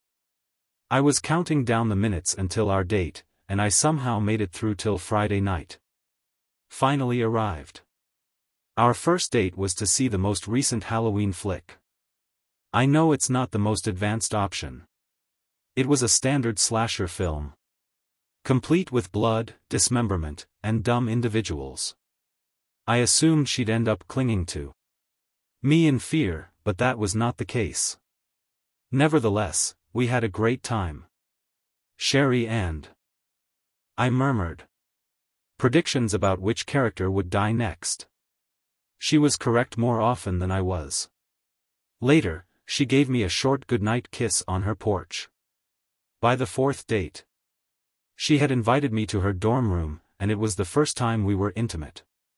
It must have been beneficial for her because she invited me back up after our next outing. We officially became a couple after that. Surprisingly, we found we had a lot in common. We watched the same movies, read the same books, and preferred the same meals. After a few months, I became profoundly in love. As finals approached, I was confident she felt the same way. We were ecstatic shortly before Christmas break while resting on her bed. I told her I loved her and thought she was the best thing that had ever happened to me. She smiled and replied, "I love you too." Life was perfect, despite the fact that we did not have any classes together. During the spring semester, we continued to study together in the library after school. Our relationship resumed exactly where it had left off after the break. We spent spring break together, growing stronger by the week and renting a cabin by the lake. My plans included hiking and fishing, but I don't think we left the cottage all week. On the last night, I went down on one knee and proposed. She said, yes. We graduated 3 months later and got married 5 months after that. After graduating school, I got a job in computer security. Our company specialized in integrating security software for small enterprises, often with 10 to 50 workstations.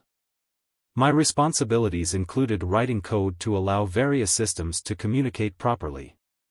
My boss, Clinton, started the company a decade ago with only 2 people. Through a series of mergers and acquisitions, the company grew to over 50 workers and was thriving. Clinton was not only a superb boss, but also an excellent mentor. After I had been with the company for around 5 years, Clinton received an offer to sell it. He indicated that a major venture capital firm in town required our specialization in the small business sector to supplement a larger computing division.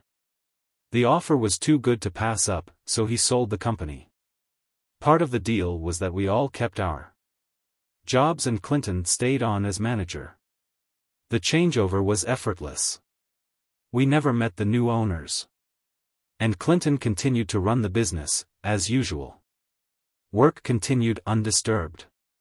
Sherry, on the other hand, got a job soon after graduation with Dr. Albert Barnes, a dentist. She assumed the post of office manager. Dr. Barnes, a nice elderly dentist, reminded me of the absent-minded professor, replete with the funny glasses perched on the point of his nose that he was constantly losing. Dr. Barnes, despite his frequently puzzled appearance, was a dental expert. His abilities were unsurpassed in the area, bringing patients from long distances who could arrange an appointment. When Sherry started, the office was disorganized. Bills were unpaid, files were misplaced, and billing systems were out of date.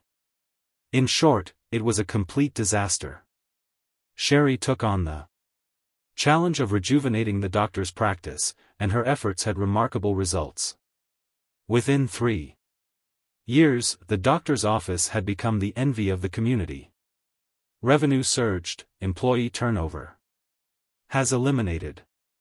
Morale reached an all-time high, and the doctor's appearance improved. Sherry was the driving force behind these tremendous improvements, and I couldn't have been prouder. Following our wedding, Sherry and I moved into a cozy apartment near my employment. We opted to advance our jobs before establishing a family. We made it a custom to go on vacation every year on our anniversary. We were only able to visit our lakeside cabin at first due to monetary concerns. However, as time passed, our trips improved. One unforgettable year, we even spent a week at Walt Disney World in Florida. After 5 years of apartment living, we began looking for a house. After a few months of hunting, we discovered a small home with plenty of room for our future family. We purchased it and moved in. We're eager to begin this new chapter in our life. Sherry, 7 years into her job, returned home full of excitement. Her outstanding managerial and organizing abilities at the doctor's office had not gone unnoticed. Some high-profile CEOs who were patients of the wonderful doctor started asking about Sherry. They were impressed with the office's change and mentioned it to Dr. Albert Barnes, who couldn't thank Sherry enough. That night, one of these executives approached Sherry with a job offer, which we discussed extensively over the next 2 days. I thought we were on the verge of beginning a baby, and choosing this new job would put that off by a few years. We were financially stable, and Dr. Albert Barnes was nearly like family to us. However, she hoped that the new post would lead to even more opportunities in the future. She recommended that if we could postpone starting a family for a few years, it would be worth the wait. I felt I had little choice. I eventually gave in. A month later, Sherry started working as the personal assistant to Cascade Capital's vice president of finance, Jason Foster. Unbeknownst to me at the time, Cascade Capital was the venture capital firm that eventually purchased the company where I was already employed. At first, I saw no substantial changes in Sherry or our relationship. Our intimate moments did lessen. But I attributed this to the occasionally irregular hours she and her boss worked. She occasionally had to attend late meetings, which left her fatigued when she returned home. As the months passed, it became clear that our marriage was failing. Despite my best efforts to please her, Sherry rejected all of my advances. In fact, I don't believe we were intimate at all. During the 2 months leading up to the award ceremony, I never considered the possibility that she was cheating on me. I uncovered Sherry's affair with her boss on the night of her company's annual awards banquet.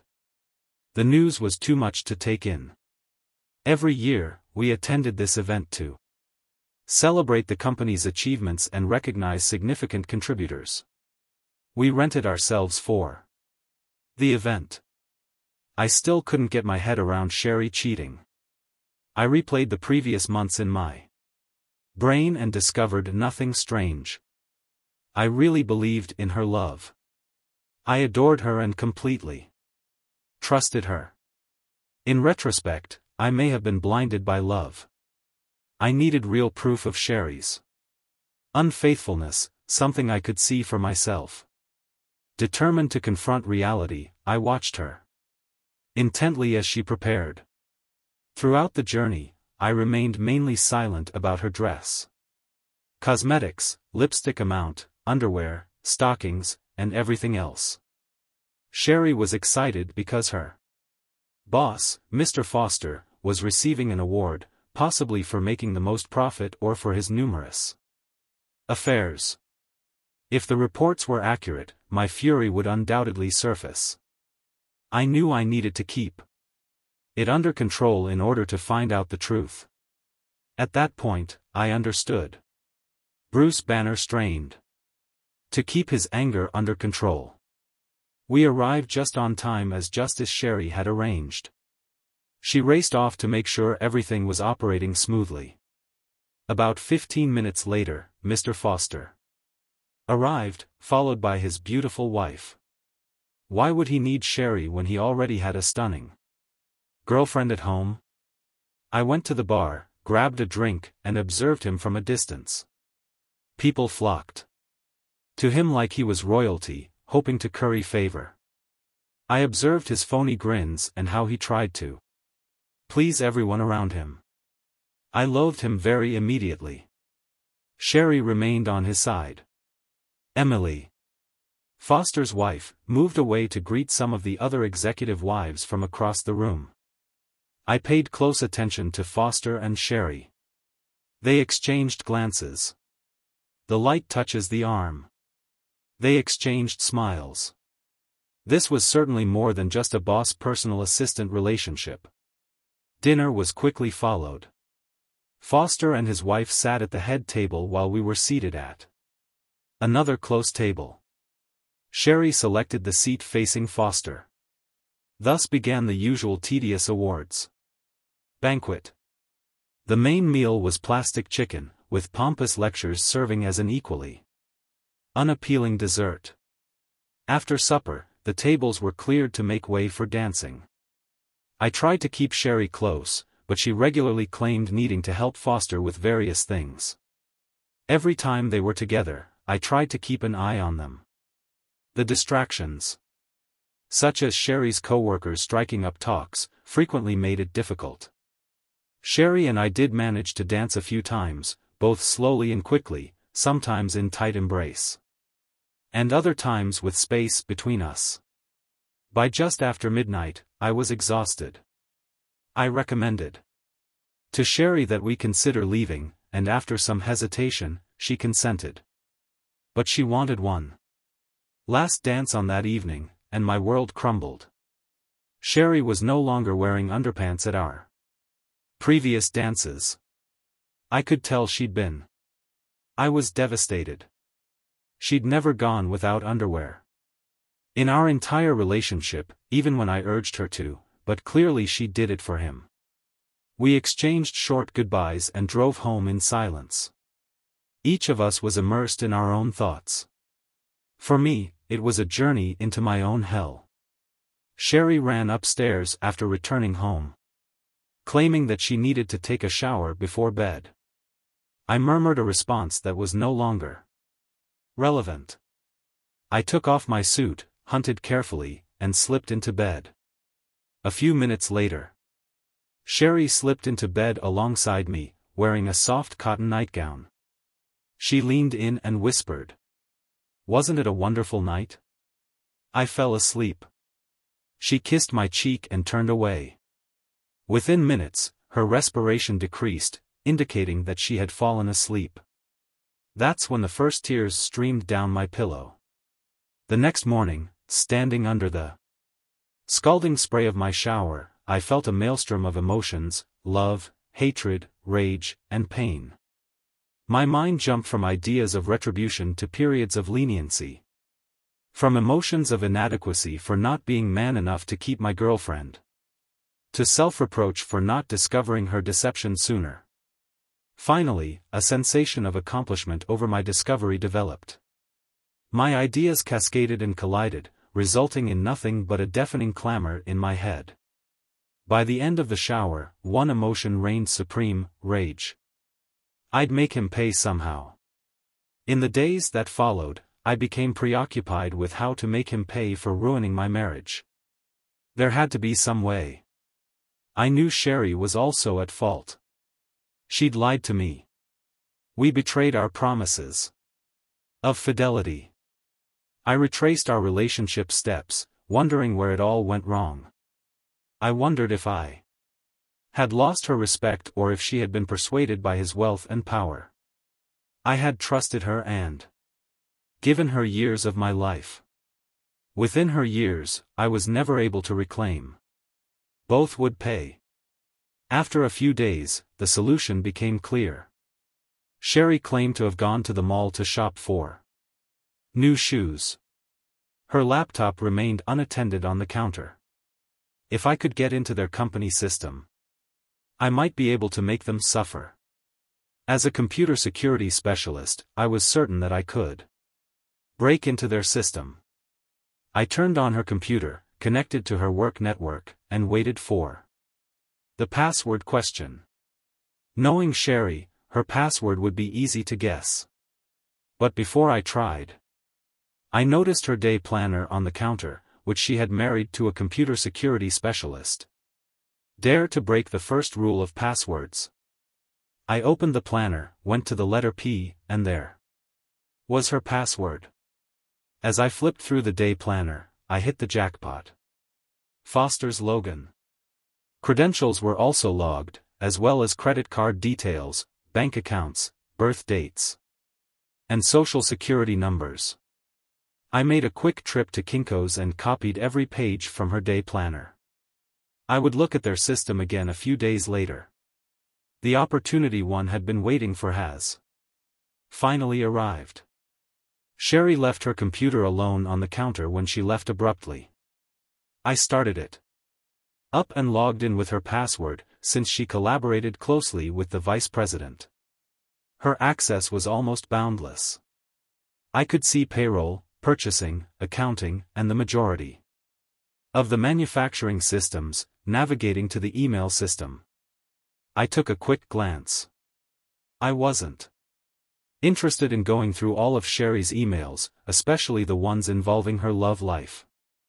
I was already battling to maintain my composure. I was looking for a means to exact my revenge. In this maze of data, the accounting system drew my attention. It was unexpectedly simple and badly secured. My repayment answer might be hidden here. The purchasing system revealed that once an invoice was entered, it needed to be approved before being paid. A font asked me if I could change an authorized invoice to move funds to an account in Foster's name. The auditors would undoubtedly catch it. Foster's career would be ruined. Sherry would lose her work, and their affair would be over. The next day, I implemented the strategy using information from Sherry's day planner. I opened a bank account in Foster's name at a downtown bank for good measure. I did the same thing at the bank across the street. With your new account information ready, all I needed was another opportunity with Sherry's PC to start the transfer. While Sherry was at the gym the next day, I made my move. Logging in with Foster's credentials, I went straight to the accounting system and discovered an accepted invoice. The invoice included a space for a manufacturer rebate, which I changed to 3% when entering Foster's bank information into the routing field. I repeated the process for a second invoice, redirecting the rebate to the other bank account. Feeling a mix of triumph and melancholy, I poured myself a drink, this time choosing a decent scotch. I toasted my supposedly excellent strategy with one glass and used the next to blot off memories of my failing marriage. Days passed with no signs of retaliation, no police investigations, no scandalous headlines. Nothing, frustrated but undeterred. I recognize that the scale needs to be adjusted at the next opportunity. I repeated the process on numerous more bills, raising the rebate to 4%. Meanwhile, our home life became increasingly stressful. I stopped making any attempts to contact Sherry, and she, in turn, withdrew herself from me. Late evenings were my shelter, and I would watch the Bulls, Blackhawks, Bears, or any other available game on cable TV. Sherry commented on my sudden interest in sports, to which I responded that these games were important and a regular topic of business conversations. My complicated plan was set. It was only a matter of time before their deception unraveled and came crashing down. I found it extremely difficult to even touch Sherry. Knowing she had given what had once been mine to someone else made my mind spin. After a hug or a quick kiss, I'd frequently rush to the nearest restroom, overwhelmed with. Then everything changed. The next day at work, Clinton summoned me to his office. He said corporate wanted to send me to New York to update the branch office's security systems. I stared at Clinton perplexed. Yes, they expressly asked for you. They want you to travel out Monday morning and return on Friday. Your duty is to upgrade all of the workstations and servers in the New York office. Clinton, I cannot handle that. Updating software is not a job. Why me? Clinton said, I have no idea. I attempted to explain that is not what we do and definitely not what you do. But they persisted. It needs to be you. Nobody else. Then it struck me. My wife's lover wanted me away for a few days. I suppose they needed more quality time together. Resigned. I told Clinton, Oklahoma, I'll go. Thanks. I have never had corporations make such demands before and I hope they do not continue. He handed over the flight tickets. I assumed this farce would continue as long as Foster was out of jail. I decided to step up my revenge strategy. Later that night, Sherry and I were eating dinner. Things had been strange at home recently. I tried not to strangle her and she tried not to sleep with me. I tried my hand at seduction a few times before, only to be turned down cold. Not that I could have followed through. But I wanted to maintain appearances. I explained that I needed to go to New York for the next week. She claimed that she would miss me. Then she mentioned how enthusiastic she was about the theater. Next week, I looked up from my plate. She promptly revised her narrative, claiming she was heading to the movie theater with her pals to see the latest chick flick. I pretended I didn't see the untruth. I wondered where Foster's wife would be. She must also be out of town. What excuse did he give her? I needed some scotch. I've started utilizing scotch as anesthesia more and more recently. That was not good. Sherry's involvement in the New York fiasco drew my attention. The next day, I secretly opened several bank accounts in her name at 2 downtown banks. I logged in before the weekend and made changes to more bills. I transferred some rebates to Foster's accounts and others to Sherry's new accounts. They were now on unstable footing. I could feel a fundamental difference within myself. The easygoing, friendly persona that everyone was used to was dissolving, giving way to a darker, more sinister aspect. I hadn't realized it existed. One that I was positive I would dislike. Dan. I wondered why their account teams hadn't discovered the thefts yet. Their slowness confused me. The trip to New York was both educational and exhausting. The flight was terrible. I love to fly. The additional time required to navigate airport security simply added to the tedium. I arrived completely fatigued as soon as I got to the motel.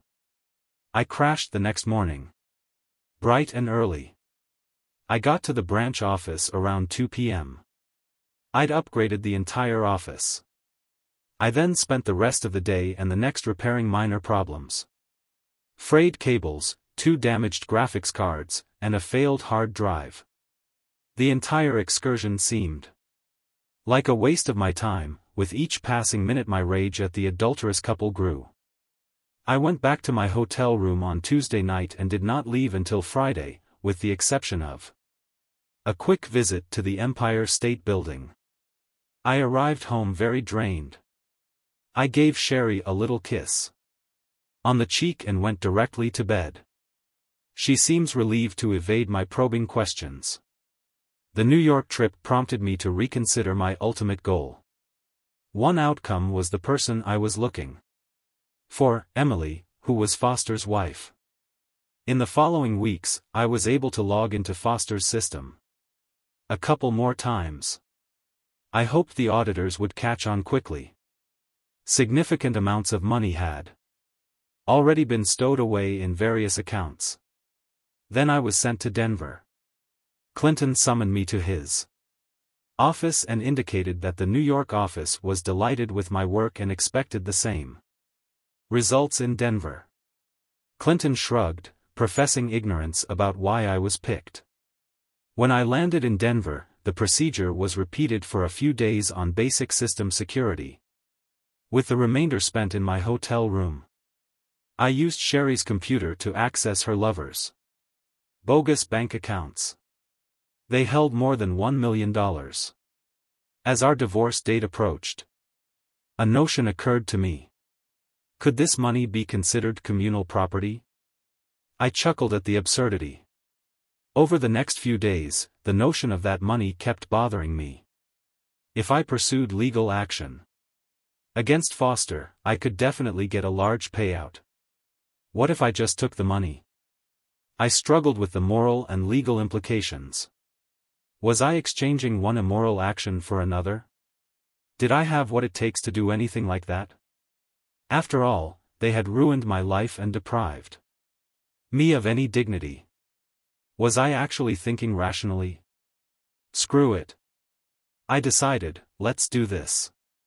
A week later, employment sent me to Miami. This time, I had a plan. By Tuesday, I had finished all of the security updates, and by Wednesday morning, I was on a fast flight to the Bahamas. It was surprisingly straightforward to open a bank account in Foster's name. My next destination was the Cayman Islands, where I set up another account in Sherry's name. I returned to Miami just in time for my trip home. When I arrived at O'Hare, absolutely weary, I went straight to bed and didn't wake up until noon Saturday. 2 weeks later, I was flying to Boston. The logistics were a little more complicated this time, but I was still able to sneak over to Zurich and open a few accounts. After returning home, I began transferring money to the overseas accounts, routinely moving funds between them. This routine persisted for several months. Every 3 weeks or so, work assigned me to run errands, Seattle, Phoenix, Atlanta, and more cities. The Phoenix journey afforded an opportunity to cross the border into Mexico City and open yet another account. Each new account represented a fresh stop in the transfer of money offshore. At home, I maintained logging into Foster's accounting system, changing invoices and routing funds to local banks before sending them overseas. The pleasure of my clandestine operations was the only thing keeping me sane throughout that time. My relationship with Sherry had degraded into that of mere housemates. Our paths crossed irregularly, but she lived in her own universe. One I was no longer aware of. Attempts at reconciliation were futile. Any attempt to get close was met with discussions over petty topics. How I loaded the dishwasher or where I put my coffee cup. These arguments seemed designed to keep me at arm's length, denying me any appearance of affection. In November, I was extremely pleased with a particularly ridiculous episode. I was able to glance at Sherry's calendar and noted a day when she and Foster were due to meet for lunch. I waited for their lunch appointment to begin before purchasing a dozen roses and visiting her office. The women present thrilled over the flowers, complimenting me as a lovely husband, but told me Sherry was in a meeting as they were ready to depart for lunch. I asked to leave the flowers on her desk and they agreed. After entering Sherry's office, I quickly locked the door, sat at her desk, and entered into her computer. I mailed a couple of bills and entered one of the bank accounts, fully aware that this activity would create a digital trail if the auditors ever discovered anything. This would definitely help their investigation. I went to Foster's office and repeated the procedure while using Foster's computer. Curiosity got the best of me, and I discovered a carefully hidden folder containing compromising images of Sherry.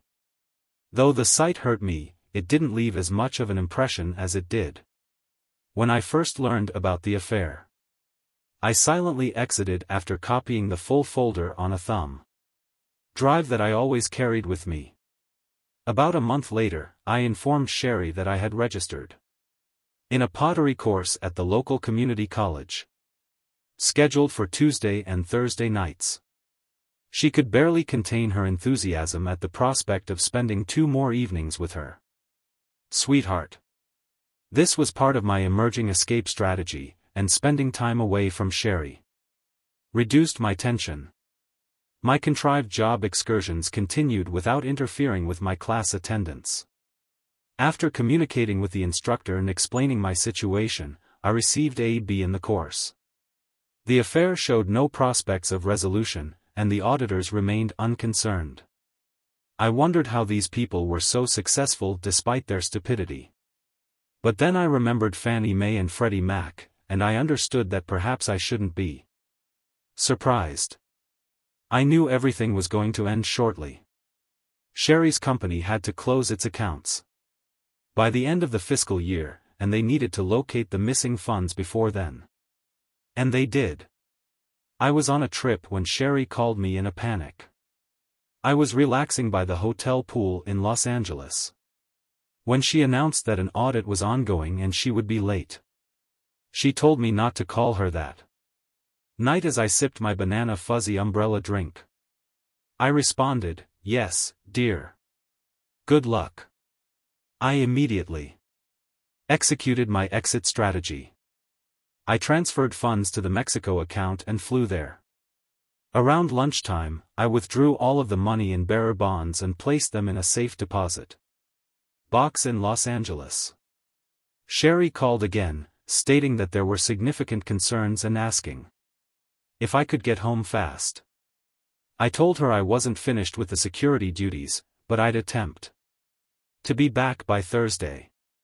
I smiled as I ordered another banana drink. The thunderstorm has arrived. The next morning, the internet was abuzz with reports of their arrest. The headlines read "Executive and Mistress in Massive Swindle." The photos were unflattering. The paper described how funds were stolen from numerous accounts for the lovers' personal use, with auditors tracing some of the money to the Grand Commons. They were contacting common authorities to gain access to the account. The bail was set at $1 million apiece. I arrived home Thursday night and was at the courthouse early Friday morning using my house as collateral. I had Sherry released by 2 p.m. We drove home in silence and Sherry cried. When she reached the door, she hurried upstairs to take a shower, claiming she needed to get rid of the jail scent. It reminded me of her hasty trip to the shower after last year's awards dinner. I poured myself a scotch and waited below. Sherry returned downstairs a few minutes later, wearing a long bathrobe. She sat across from me, saying that she had done nothing wrong and had not taken any money. She maintained her innocence and did not confirm or refute the affair. And I did not bring it up either. I assured her that it must be a mistake and advised that we hire an attorney to contest the charges. The atmosphere at home got strained as I anticipated the trial. Sherry spoke briefly and never mentioned Foster. My routine became a repetitive cycle of going to work and coming home. Foster and Sherry resolved to fight the allegations together and they met with their attorney on occasion. Aside from these sessions, Sherry remained home. I had no idea if their affair had continued, but I was aware that Foster's wife Emily had filed for divorce. Sherry made an attempt to be kind to me. When I arrived home, she generally had a meal ready. Though she never mentioned Foster or the prior year, it appears she was attempting to move on and keep us together. She tried to seduce me a few times and I let her at work. I followed the case through newspaper reporting. They described how the feds followed the money from the Kamens to Zurich and then Mexico. However, the route turned frigid there. No money had been found yet. I have expected the cops to arrest me, but they did not. As the trial approached, Sherry worked harder to win me over. Unfortunately, it was too late. I visited with the divorce attorney and had him draft the documents. The trial itself lasted just 3 days. By then, the media had moved on to other stories. In court, Sherry and Foster sat at opposing sides of the defendant's table, with their attorneys in between. I spent all 3 days listening to the auditors recount the crime and trace the money flow. They made a compelling case linking the transactions to Foster and Sherry's logins. The defense claimed that the credentials could have been compromised. However, the prosecution has successfully linked the transactions to their computers. They were both in serious difficulty. The prosecution portrayed Foster as dominating and manipulative, and Sherry as an easily swayed accomplice. It seems like the jurors bought the story. After 3 days of deliberation, the jury retired to reach its decision. Sherry and I entered a tiny conference room and took our seats. I had to stop reaching inside my pocket. I took out the divorce papers and cited irreconcilable differences. Sherry welcomed them with a mournful expression. I was thinking about filing for adultery, I said. But this was never verified. Sherry, you cut in swiftly. I have photos, I responded. Her expression plummeted as I reached into my pocket and pulled out a stack of photographs. I handed her the top one, which depicted Emily and myself on top of the Empire State Building. This is not infidelity on your part. On my. I continued. Foster's wife, Emily, visited my office on the day of the awards banquet last year. She had a private investigator following her husband and had evidence of his affairs. And by affairs, I mean you weren't his first. I was crushed. I accused her of lying and refused to trust her until that night. I understand. He went with him for a time and I know he took your panties. The next day, I apologized to Emily by email. Tears welled up in my eyes as I finished talking. When you and Foster sent me to New York, I knew exactly what the trip was about. It was so you could be together.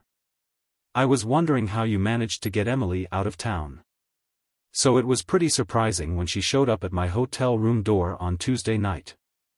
I welcomed her inside and we got a few bottles of wine from room service. We ended ourselves sitting on opposing mattresses, drinking, sobbing and sharing stories. She stated that the private investigator had captured your phone talks while planning my vacation before Foster could come up with an explanation for her departure. She'd previously offered to pay her mother a visit. Emily and I spent the remainder of the trip locked up in our hotel room. We only went out once to see the Empire State Building. I had never been, and Emily served as my tour guide. Believe it or not, we didn't touch the entire time. I handed her a few other images. They showed Emily and me around Denver. She also visited Denver and presented some recordings of you and your partner. They were largely the ones in which he got you to deny me closeness. That's when it struck me why our marriage had dissolved. Emily and I ended up touching hands while drinking scotch. We were in love. We were simply two hurt souls pulled together by the actions of our relationships. We tried to fix the wounds you and Foster had caused. I lay out additional images of Emily and me from Seattle, Phoenix, and Boston. The photos show us enjoying the views. Sherry and I have talked about visiting these places before. We'd become good friends with perks by then, I admitted. Finally, I showed the photographs from Miami. They showed Emily sunbathing in a swimsuit looking stunning alongside another girl. Emily is excellent friends with that other girl. Remember how I told you about my fantasy of being with two women at the same time? It turned out to be just as I had imagined. Sherry was devastated. Tears sprang up in her eyes. I felt a twinge of remorse too. If she had admitted her mistakes at any point, we might have been able to go on. If she had told me long ago that she wanted to leave our marriage to be with Foster, I would have been injured but not destroyed like this. I was sincerely sorry for the entire disaster that had risen to leave. I bid farewell to Sherry. I loved you once. With that, I walked away. By the time the verdict was given, I was completely packed. Both offenders were found guilty. And none of the stolen funds were recovered. Foster received a 7-year sentence while Sherry received 3 years and 2 years of probation. My attorney had the authority to sell the house and its contents, so I told him to pack Sherry's belongings and put them in storage. The proceeds from the sale of the house as well as half of our savings were to be held in an escrow account for Sherry. By midnight, I was on a flight to France. Now I'm sitting on my veranda overlooking the Côte d'Azur. My deck overlooks the beach, which is only 3 blocks away, and where I frequently walk while sipping a fine bottle of Côte de Rhône wine. I reflect on the past year since I moved to the south of France. I have not returned to the United States or heard from Sherry since the verdict. I've become something of a recluse in my modestly sized house, which I proudly refer to as a chateau, but it is mine and it is a haven. Emily has made a few visits, but our relationship is strictly friends with benefits. However, the benefits are enjoyable. Her friend joined us once, resulting in an equally enjoyable second encounter. Emily did well during her divorce and is ready to make some lucky bachelor happy, assuming he can get past her trust issues. She knew about my plan to exact revenge on Foster and Sherry, and she thought it was appropriate for both of them. She is content and moving on with her life, whereas I am dealing with my own issues, even though I don't have to work. With the ill-gotten gains and some legitimate income, I launched an online business writing software for system integration, which is essentially the same work I did for Clinton. I can handle it all from here. I am currently working on a few contracts. Clinton even emailed me acknowledging my efforts and offering to refer clients my way. I thanked him. The ladies at the patisserie find humor in my broken French and patiently teach me new vocabulary every day. At this rate, I might be able to master the language by the age of 100. I've somewhat recovered from Sherry's betrayal and subsequent divorce. However, I'm having more difficulty justifying my own actions. I remember a case study from a college psychology class that comes to mind. It tells the story of a husband who went missing only to be found years later.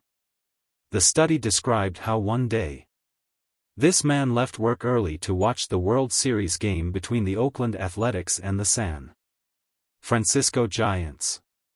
As he was leaving his office, he was in the San Francisco Bay Area with his wife and 2 small children. The Loma Prieta earthquake struck. He almost died as bricks and large chunks of the building collapsed around him, narrowly missing him. This near-death experience served as a wake-up call to the man. In that moment, he recognized how fragile life was and how unhappy he had been. He realized what he intended to accomplish before dying in a swift and reckless gesture. He rushed home, packed his belongings, and left his wife and children without saying anything. About 4 years later, officials discovered him living happily with a new wife and child. He was detained and given a psychological evaluation. The psychiatrist decided that the man's extreme acts were motivated by a life-changing insight during the earthquake. His perspective on life changed radically, and he became acutely aware that it may end at any moment, motivated by this newfound awareness. He abandoned his duty and fled. However, as time passed, he subconsciously realized that his world did not revolve around death. He gradually returned to his prior luxurious life, becoming a happy married family guy. Maybe my experience parallels his. When I was in love and trusted those close to me, I was a nice honest man. I followed the rules. Never cheated on my taxes or entertained thoughts of another woman. Sherry was my entire universe, and I loved her with every fiber of my being. The agony of betrayal by someone you love, however, strikes deeper than any other pain, entering your soul and clutching your heart. When my reality was broken in an instant, I became someone I didn't want to be. Now I'm faced with difficult decisions. Do I retreat deeper into my seclusion, erecting barriers around my soul to keep the darker side of me at bay? Or can I gradually allow people to reintroduce the better pieces of me into the world? I'm not sure where the answer lies, but there's a glimmer of optimism. The young blonde girl in the patisserie is so sweet. Thank you for listening to today's stories. If you enjoyed listening, please like and subscribe if you haven't already. Also, write a comment below with your thoughts on what transpired. Take care.